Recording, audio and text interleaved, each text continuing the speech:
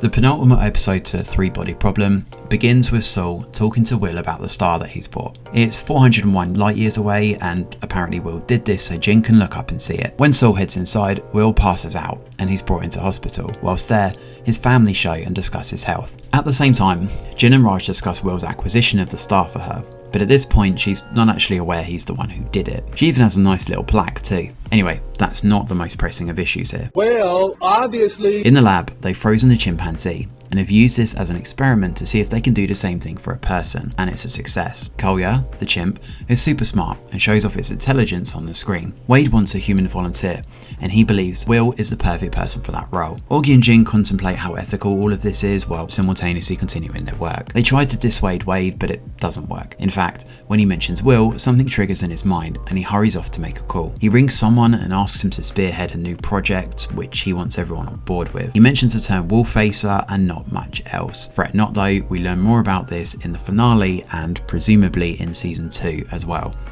If Netflix decide to greenlight a renewal, of course.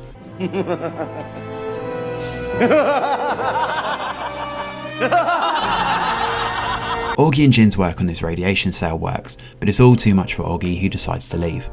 Again.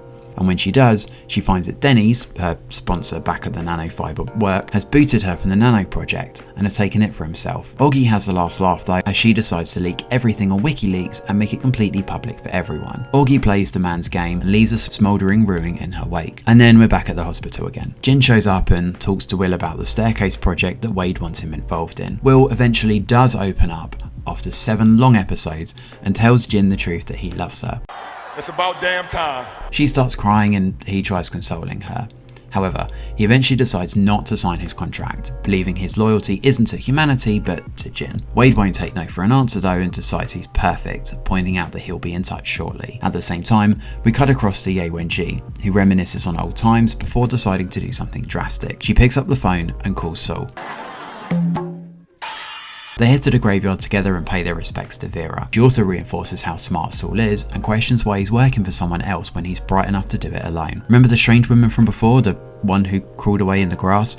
Well, it's here in episode 7 that we learn that her name is Tatiana. She's holding out in a caravan somewhere and the Santi communicate directly to her through the TV. They tell her that she's part of them and something much larger than herself. It's all very ominous, but we'll get to that later. Back at the hospital, Saul and Will talk. When Jin learns from Wade that Will was the one who brought her a star, she rushes to the hospital. Saul tries to convince Will against signing his life away, worrying that the Santi will use him as a science experiment and potentially turn him into a lifeless corpse. None of those words seem to do the trick and Will does eventually sign his life away. When Jin shows up at the hospital, she's too late. He's not there. Ye Wenji heads to the airport next and realises her tail is on her and decides to switch seats to be next to him. She explains it's a long trip and she could do with someone to talk to. The pair do eventually show up in Mongolia, up at the army base from all those years ago. The place is a complete mess though and abandoned. The satellite has been destroyed, no longer functioning like it was before. Ye Wenji stands on the edge of the cliff and looks set to jump until Tatiana shows up. Tatiana encourages Ye Wenji not to jump,